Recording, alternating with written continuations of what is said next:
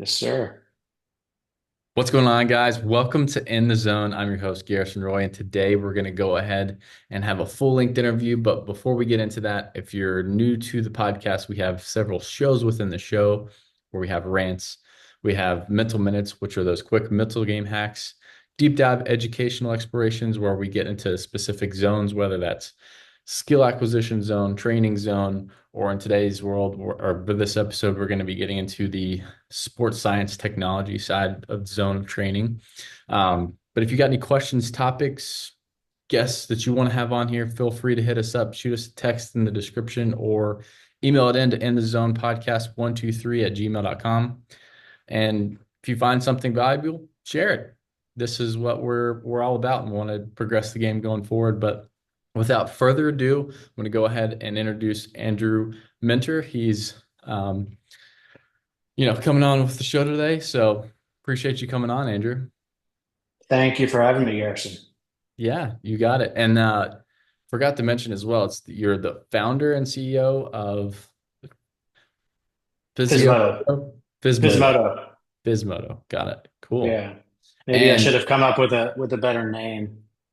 hey, some people make it where it's like physical therapy or phys or psi, like psychology. You're It's like, oh, like everyone today is just taking, all right, let's take a word and take a vowel away. And that's what we're uh, going to call ourselves. yeah. But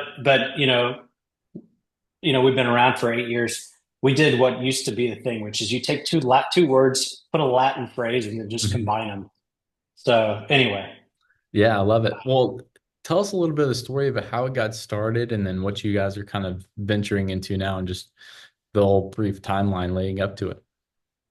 Yeah, for sure. So, as you mentioned, as in the intro, your podcast is besides things like this, you have you do your rants, which I enjoy. So, I'm going to do a little rant myself, Let's so do we it. can consider this a little hybrid podcast I or love whatever.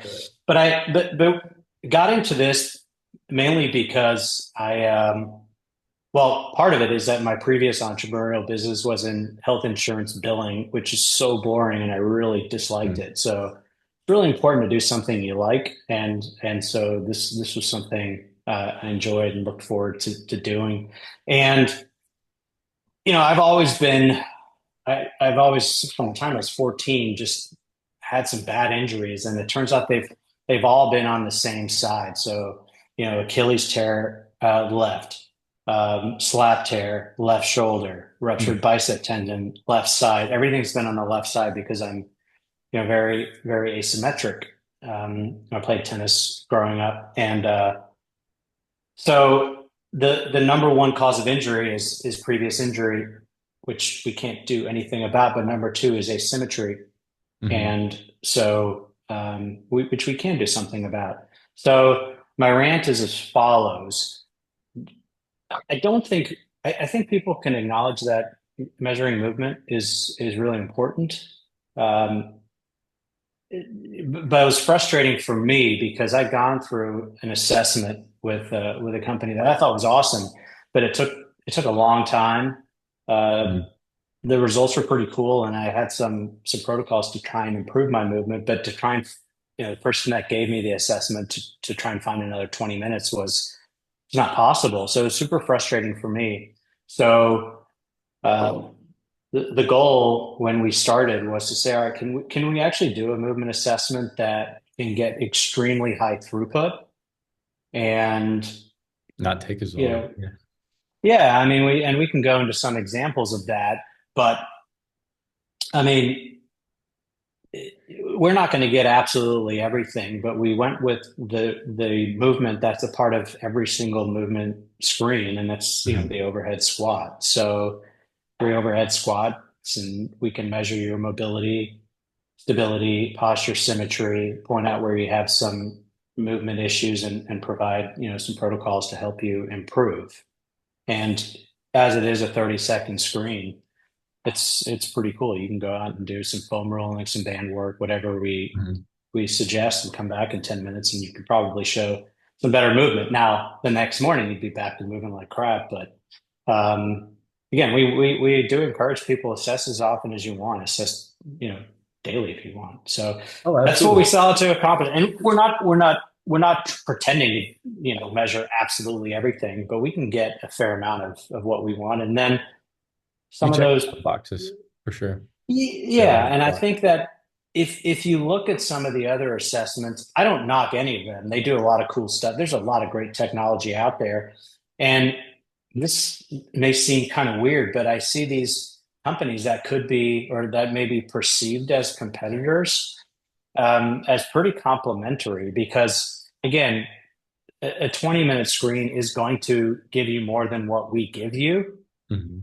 And so if you look at some of the research, and one that was interesting to me was that if you look at someone's FMS score, functional movement screen, they did some research with looking at the correlation between your overhead squat score on that and your overall FMS, and the overhead squat score is indicative of your overall movement score. So why not have thousands of people come through our screen? And if you get a great score, do you need a full 20 minutes assessment? Probably not. But if you move like shit, then yeah, Mhm. let me be a feeder into some of these other screens and let's do something a little more comprehensive. But throughput's what we're looking for. Oh, for sure. It's a great baseline. And like you mentioned, like, and I am guilty of this too, is a lot of my remote assessments as well. I like to have videos so I can kind of slow it down and maybe see like where some of the compensations are. But even then it takes forever and takes the guys about 2 days to like collect all the videos and then send it over to me. And then I'll have to go through it. So that takes me about 30 minutes minimum, right, to go through that. And that's if there's no previous injuries and a bunch of other stuff, right? So I think, and maybe even just an idea for you guys as you kind of unfold, right? Like start with that overhead squat assessment, but then, okay, hey, you go through this questionnaire with some of the previous injuries. Okay, hey, we need to test total shoulder arc, for like a thrower, for example, or maybe, you mentioned ACL, right? Like you're already getting the ankle mobility with the overhead squat and, just overall hip mobility and movement, right? But maybe you just dive a little bit deeper into those places that have had previous injuries or problems before, but you don't have to do that whole catch-all 20 assessments for everything if you already check off a lot of things with that overhead squat to start with, right? Like don't Yeah, waste time just going down rabbit holes you don't need to go down, right? for sure. And thank you for that segue that to your listeners we didn't even talk about, but thank you because we just released our new app, and one thing we've included on there is a soreness map. So each day Oh, you can love go in that. there and Yeah. front, back, and then report injuries if possible. So it's great. On the onboarding, we can track or look at your injury history, track recovery and so forth, and again do it really really quickly. So yeah, the amount of data we're getting, I think is pretty rich, and we can do a number of we can look at correlations. I think we're measuring 20. Well, we're measuring a lot, but we're displaying I think 2022 between the four domains. And just give an example, people try and game the score, and they figure, okay, wait, if I can get a deeper squat, I'll get a better score. And that's rarely the case because in Right. order to get a deeper squat, they're typically having a more forward torso lean. Compensating And for so it. Yep. yeah, but then you can also look at, okay, so why is that happening? And, measuring probably the most important thing is your dorsiflexion. And, for me, I have decent hip mobility, but my dorsiflexion is terrible, particularly on the Achilles side that I Mhm. didn't diligently rehab. And I can't squat without going forward literally at like a 45-degree angle. It's embarrassing, but Hey, that's it's just it's where it's you're at. Yeah. it's great information. It's great Mhm. information, and Good to know right stealing. before maybe you decided, not that you would, because obviously you've already experienced this in the past, but let's say you're an athlete and have the same type of range of motion. We're gonna go throw 400 pounds on your back. That's an accident waiting to happen, right? Like you don't want to try to add load on top of dysfunction by any means. No, exactly. And then stealing from one of the smartest guys I've ever met, Chris Frankel. Uh, PhD, sports science, XTRX now BeaverFit, and he coined the phrase, you can't manage movement if you don't measure it. And Hmm. so That's true. that's yeah, we're just trying to provide information. We're not telling you what you have to do with it as a strength coach or whatever your role may be, but we're just giving you information, and I think enough of it to dictate training or whatever you're trying to accomplish. Oh, absolutely. And it's good to, like you said, it's the good catch-all, something really quick and fast so you're not wasting a whole lot of time. And especially whether you're a strength coach or maybe you know, physical therapist, chiropractor, whatever it might be, like you want to spend your time on the stuff that matters, not necessarily just the assessment, because the whole point of them coming in is trying to fix what's wrong, not just pointing out everything that's wrong. Right. So Yeah, talk to us a exactly. little bit about how that, and you're saying like there's protocols that are spit out, but how other people have, or maybe even other companies that you have partnered with or entities, how they've used it to help improve a lot of their athletes or, clients' performance. Yeah. So, one that I'll mention is particularly since we're baseball focused here, Yeah. is the University of Tennessee, who we've been working with since 2019, I believe. And I like to highlight them because it does reflect really one of the big advantages of our business, and also that you know they had never won a College World Series before they started using our system. So Hey, is that's a that pretty good correlation, I think. yeah? No, dude, it's causation. Come on. Yeah, there you Um, but yeah, it was fun to watch that series against A&M. go. Oh yeah. But you know, they like a lot of others. We're doing assessments, just longer assessments. Once I don't know if it's once a semester or even just once a year, and that's really tough when you have 550 athletes. Hmm. And so, working with Dan Worth there, and I'm not sure what his title is, head human performance dude, and super, super great guy. And now versus measuring, once or twice a year, their athletes are able to go through and do an assessment just once a week by themselves. They just have, the software up against, wall mounted, and the athletes can go in there by themselves, 30 seconds. The coach then on their dashboard gets all the information and their history. In their case, then Dan and his staff know a whole lot better about what kind of correctives to give them. But now they have the information to do something with it. So that's And it's benefit nice number. to, I'll be honest, like if there's any school out there that's doing a full-on assessment every single day, like other than maybe like a readiness test or score, like you're talking about, like soreness or things like that, like yeah, you're hitting the baseline, but getting actual movement down daily, I think is huge, right? Because if you're only doing Yeah, 6 months, a year, or like, you know, I hate to bash Major League Baseball organizations, but some of them they only assess in spring training, and that's terrible. And why there's probably a huge, just arm epidemic of injuries.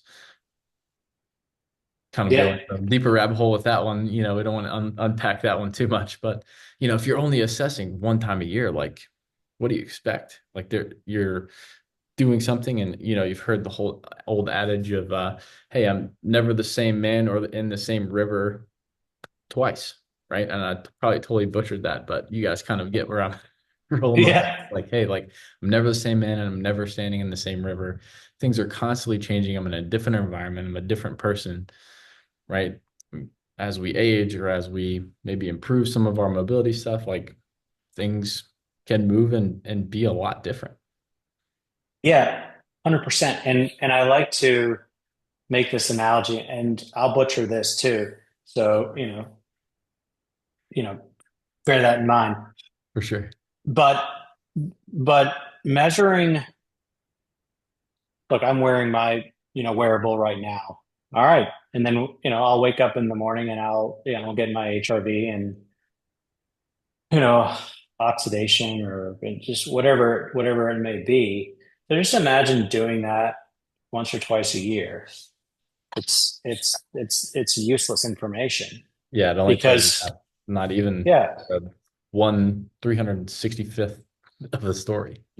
no, I mean, think about this. I mean, let's take two scenarios. I'm on a vacation in Hawaii, or I'm in a huge negotiation, and I think Stress levels totally different. my HRV is going to be a little different. My sleep levels are going to be a little different given the scenario. There's so many variables. Mhm. So, same thing. If you measured your movement once or twice a year, well, I may have done really heavy deadlifts yesterday, and that's probably going to affect my movement. Or I don't know, I hurt myself playing golf a week and a half ago, and that's really sad.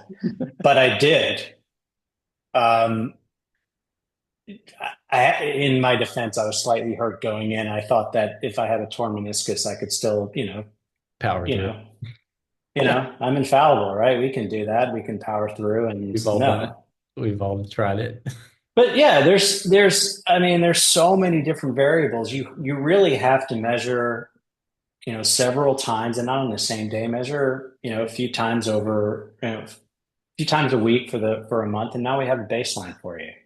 And so, yeah, if you do have a heavy deadlift day and you rock in a couple days later and your coach has, I don't know, something lower body related, and your score is 10 points below your baseline, now your coach can look and say, wait a minute, I don't know exactly what's going on, but something is. Let's adjust today's workout so we don't aggravate what you have, or get a more serious injury.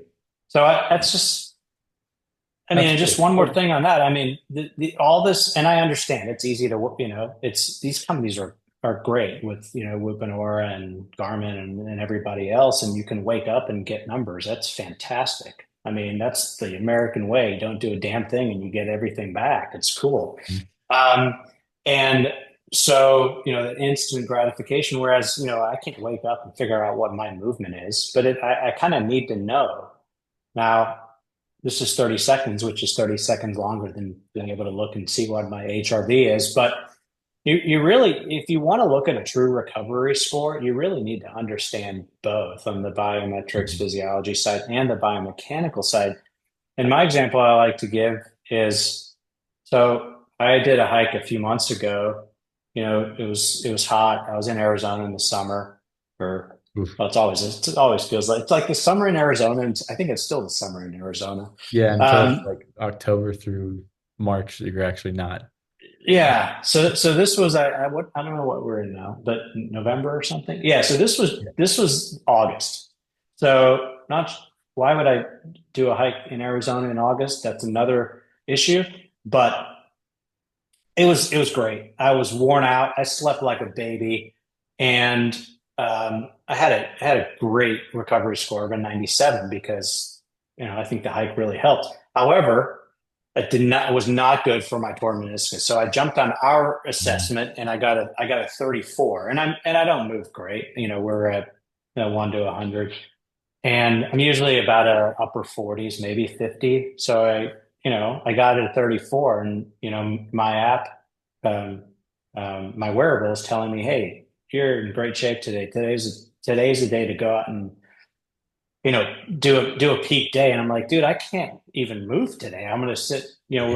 with my compression boots and watch TV. That's what I'm going to do today. There'll be nothing peak about my day today. So um, Sometimes those metrics can lie to you, be like, hey, your heart rate and everything's good, but hey, my movement, or like you said, you could be super sore after doing a long hike or a long lift, or maybe a guy goes out and throws 7+ innings and you're like, I'm not about to go out and do that again. No way.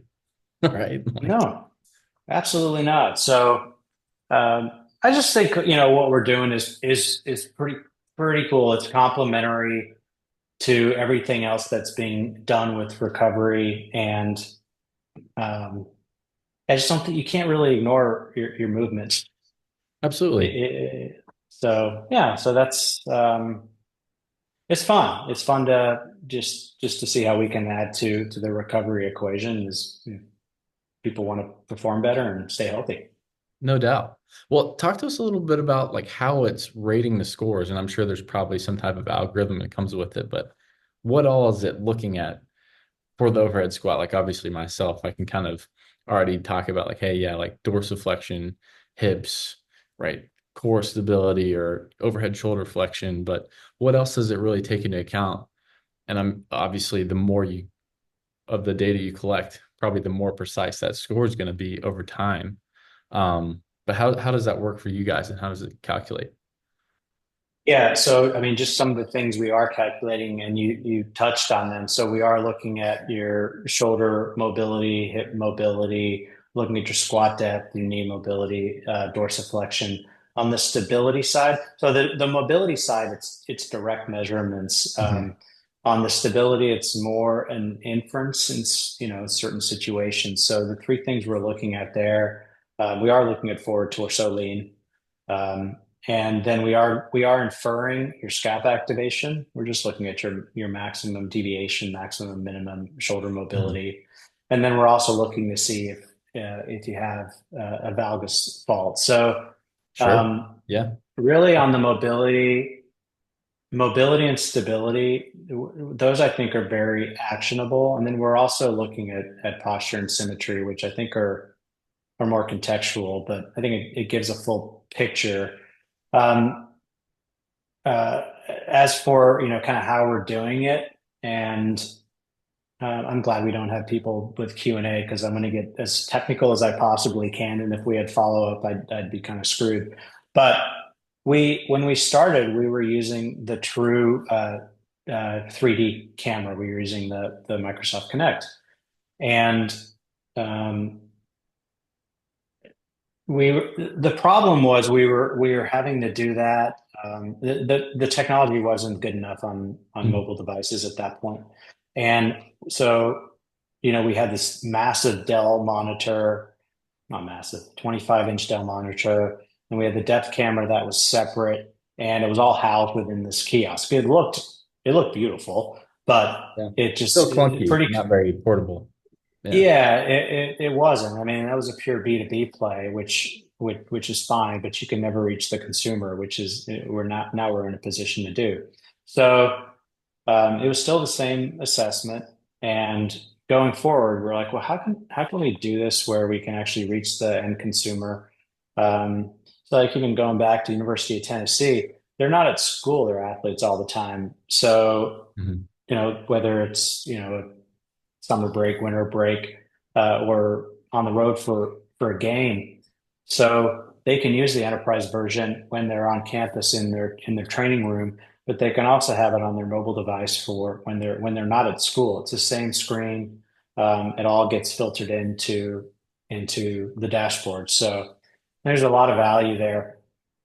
And then so the challenge was so on your iPhone. Depending on which one you have. But there's the front camera and there's the back camera, Mhm. and you have lidar on the back, and then it's a color camera. It's 2D on the front. Again, just for facial recognition. That's pretty much what it's for.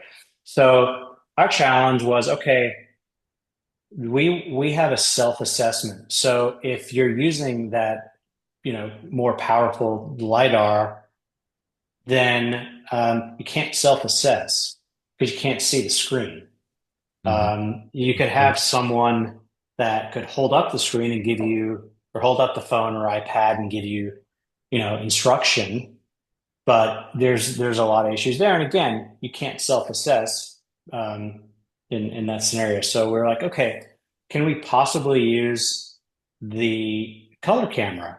And we were able to do that just by using some inverse kinematics, where we're just taking the frontal plane, and it certainly helped that we had experience and a lot of data where we can compare with the 3D and build some models around that. So we were thinking, or I was thinking that, all right, we have this 1 to 100 scoring system, and I'm afraid that this is not going to be as accurate as the Connect and the true 3D cameras. So let's just do a 1 to 10 because like if you're at a 40, like let's just say, you're at a 46 or and a 56, well, that's a big difference. But if it's like a 4 and a 5, I can get away with that.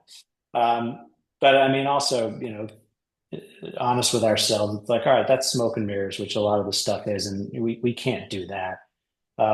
So we weren't going to do it unless we were able to do a 1 to 100 because I mean if you're not accurate, at least reliable, then what What good are you are you? doing? Yeah. No, And the problem also with a 1 to 10 is that it's really it'd be much harder to improve. Whereas I can go from a 46 to a 49. That's a material improvement. mhm.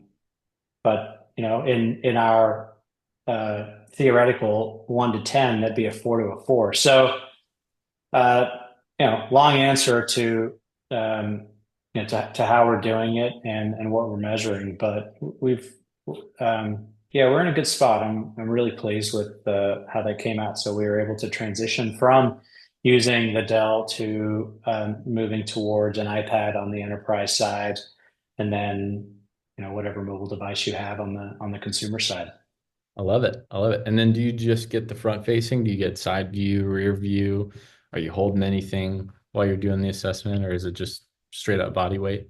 No, it's yeah, again, it's the questions we've had a number of times. I mean, I always get the question, will you do a second movement? And the answer is no. Um, I mean, give me a good business, case study to do it, and we'll consider it. But no, again, we got to stick to the core of what we're trying to accomplish. Is we want you to be able to self-assess, and we want you to be able to do as many screens or a screen as frequently as possible. And when you add a second camera, now you're talking more B to B. This is not going to Mm, be a B okay. to C Gotcha. situation, and Sure. and it's more. It's to reach the end consumer. You could have the enterprise version at a location, and then that coach or trainer is working with someone, remotely. And so, yeah, you could probably have the two cameras, and maybe the coach has time to do that assessment. But it's not going to help you if you're trying to reach the end consumer. And it doesn't have to be somebody that's working with a coach. You can just want to improve your movement. You're not necessarily working with anyone. We want you to be able to use the tools. So no, I mean, again, coming back to what we talked about earlier, yeah, we could measure probably a lot more if we had a second camera, but it's also kind of a little hypocritical to say we'd need that because again, using that inverse kinematics to Mhm. effectively capture all three planes, we just don't need that second camera. Sure. Well, you can catch a lot of it too. And if, as a coach's eye, you see video long enough in one way, you can also see, like, okay, hey, the pelvis is shifting here, but in just one view, you can tell without having to look at the side view or having to look at the rear view, right? Like you can already see the shadows or see like the knees moving around, or use some context clues around to actually see, okay, hey, if this is moving, then this is probably either collapsing, or hey, you're restricted in your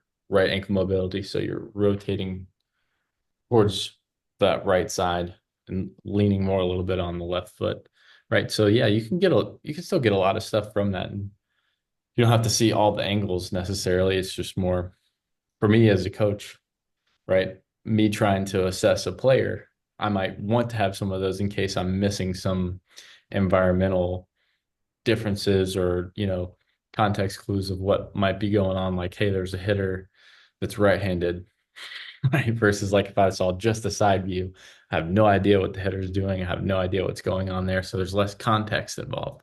But for something as simple as this, yeah, I think you could definitely knock out a lot. And like you said, keeping it simple does help out and make it, you know, just consistent, and saving a lot of time too, I think is huge. That's the Yeah, biggest thing. I think some people's initial reaction is, how can you possibly get enough information in such a short period of time? And this is not. this is not in, you know, sports performance world, but we were working in another market, and they said, "Look, man, this is way too much. Can we just do mobility? Can we? I don't want to have to explain the stability, posture, symmetry Right. stuff. Sure.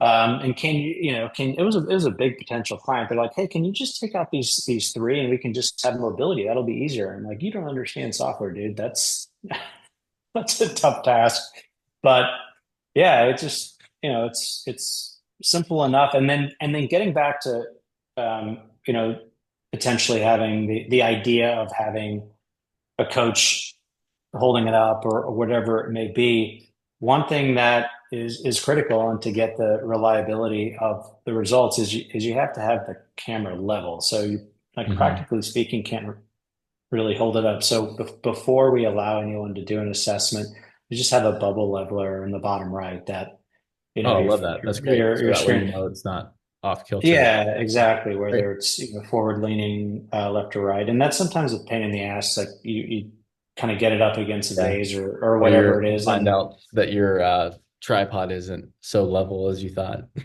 well, the thing is, I don't even like. I literally just when I'm just doing the screen, I end up doing a lot because just we're always iterating and so trying different versions. But um, yeah, there's like pretty inexpensive iPhone holders that you can just get on Amazon. In fact, Oh with yeah. with our new release, we said, hey, here's a link and go buy this, and it makes it easier. But you literally, I was trying to show. I was at a dog park the other day and was showing someone what we do, and there were some pipes, and I literally just put my phone up against the pipe, leaned it. It wasn't the easiest thing, and just did a screen at the dog park. It was I'm like, this is kind of cool. We've really accomplished what we set out to do. And then, Do it anywhere and everywhere. Yeah.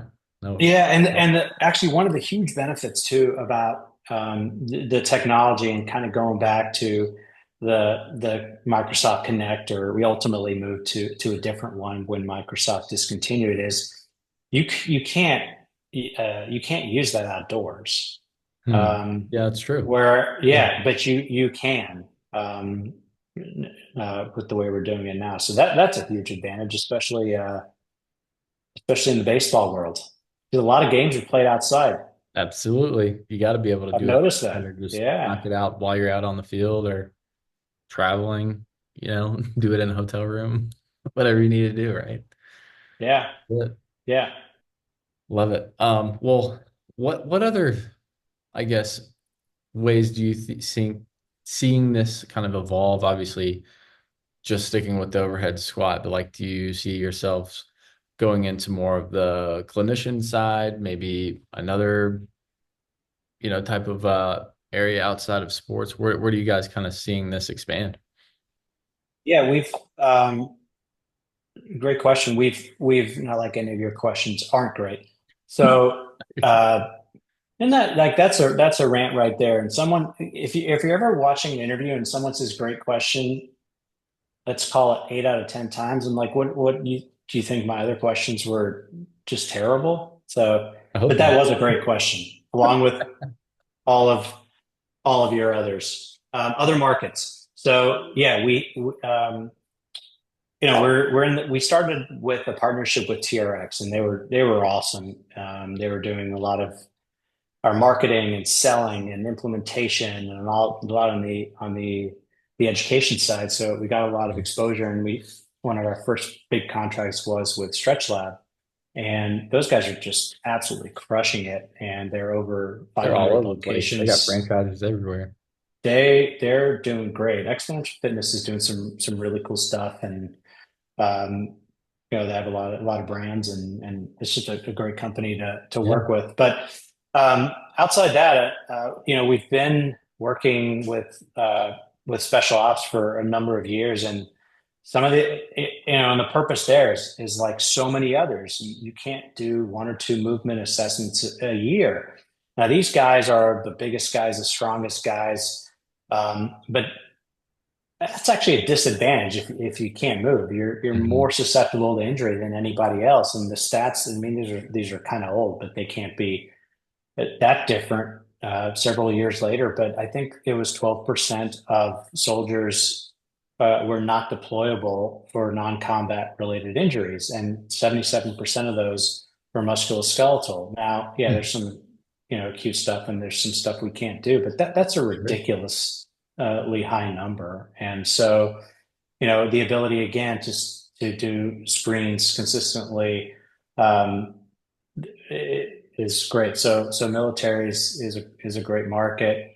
We're also in with Northside Sports Orthopedic in Atlanta. They work with a lot of the youth athletes in the greater Atlanta area, whether it's just the high schools or some of the travel clubs, and you have, I don't know, roughly 20,000 athletes. That yeah, that's a kind of a tough one to manage. For sure. Well, but you get And all that volume and the amount of players that roll through helps out with the sample size as well. And a lot of those kids probably have never even got assessed, to be honest. They're just out there playing and they go to lessons and let it rip on the weekends, So yeah, giving them some type of baseline and standard, I think is a great starting point, I think, and helping them kind of see a little bit more of the bigger picture and be more aware of where they're at. Like, hey, you are playing pretty well as a 12-year-old among your peer group, but what we're showing here as you get older, if you don't work on your mobility now, it's going to become a problem later on, right? yes, yes, for sure. And then, another example is, we just started working with a large chiropractic chain, and again, they're not going to, do a full comprehensive assessment in the 20-30 minutes that they're seeing a patient. And so again, just I think we've gone into a lot of places that if I have to explain the importance of movement to anybody, then I'll just move on with my life.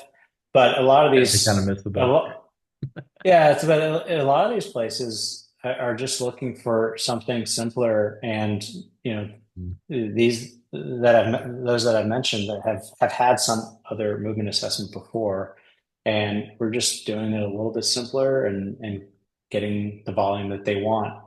So those are some of the core markets, but I don't know if you'd call this a market, but the amount of information that we're getting through the data mining and having really now getting towards a true recommendation engine is I, is that a market? I don't know. I guess it's a product, and um, it is AI, and everyone has to say they're doing AI just because, right? Seems to be the trend Um, now. Yeah. apparently so. But we are, yeah, we are actually doing it. So, and I love it because we're getting from, again, youth athletes, um, military, just your everyday person that's going to stretch lab, which could be, a teenager up to, Sure. whatever, 80 Well, years and old. the So whole point of you going to stretch lab is like, hey, I don't want to spend half my time there getting assessed. Like, let me do an overhead squat and then find out where my tight areas are, and then they go stretch you out that way. So you're more time efficient, or, I have no experience in military ops whatsoever, but, just the grand scheme of things, like if you see a guy's scores going down and trending down over time, like, hey, maybe we take a calculated risk here and don't put you out onto the field, figure out what's going on. If you're about to go on a super, physical, you know, laboring task, whatever it might be. Like, if you have a guy who's going out, he's getting ready to go hike or swim a bunch of miles, and he's starting to kind of trend down in some of his overall mobility. You're like, hey, dude, you're a risk. We got to hold you back for a little bit and find somebody else that can actually do this job and not be a liability, you know. But there's so many other unknown factors, but it'd be kind of cool to see how calculated some of those things might be, because you watch all those movies of all the SEAL guys and stuff like that, and you're like, oh wow, that's cool, but you don't know where some of those decision making components come into play until you see it firsthand. exactly. Again, some of the most powerful guys, and yeah, if you, it's a higher risk right there. Because the more powerful and stronger and faster you are, the more you can probably do. Well, you're putting yourself, at more risk than, someone that I don't know, just your everyday person that, goes to the gym a few times a week and doesn't get their heart rate above 87 and just kind of does machines and talks on their phone and irritates everybody else. Yeah, Um, stuff. but I mean, that person, I mean, so I was listening to another podcast the other day and it said the most effective form of training is walking. And the reason they said, I mean, this is just not just for the general population. And the reason is um, there's you're getting something, some exercise out of it, and we've all walked. Like you may go do a certain, strength exercise, and for many people, it's the first time they've ever done it. So greater Sure. susceptibility to There's an getting injured. intimidation factor with that. Yeah. Yeah, but we've all walked at some point, starting from 10 months or it's 18 or whatever, if Right. whatever the case may be. So yeah, it's super effective. So, but no, these bigger, stronger, more powerful people are doing something a lot more than walking, and if they don't move well, then man, that's a problem. Or if it's not, it will be. Hmm. Oh, definitely. I love it. Well, Andrew, I appreciate you coming on and sharing everything of what you guys are doing. Well, how can the listeners get a hold of you, or maybe if they're looking to maybe add some of this into some of their regimen, or maybe in their practice or performance training facility, where can they get a hold of you? Yeah, I've done it. I really got comfortable when we had our TRX relationship for about 5 or 6 years because they were doing all the marketing. I'm like, oh, wait a minute, I have to do this myself now. I think the easiest thing for now is because we've done a horrible job on social media. Please just reach out on LinkedIn, um, and Sweet. I'll or put that just link down in the show notes for you guys. You go directly yeah, to just or just go to a stretch lab and check it out and see what it's like because there you there's go. there's probably one in your area. That's So, true. I love but it. yeah, I'd love, yeah, just, please, LinkedIn is great. Love to hear from everybody and anybody. And yeah, there's some pretty cool stuff out there. There's a lot of, potential partners and yeah, let's combine a bunch of data and learn some stuff. I love it. I love it. Well, Andrew, I appreciate you for coming on again. And for those of you listening, stay in the zone.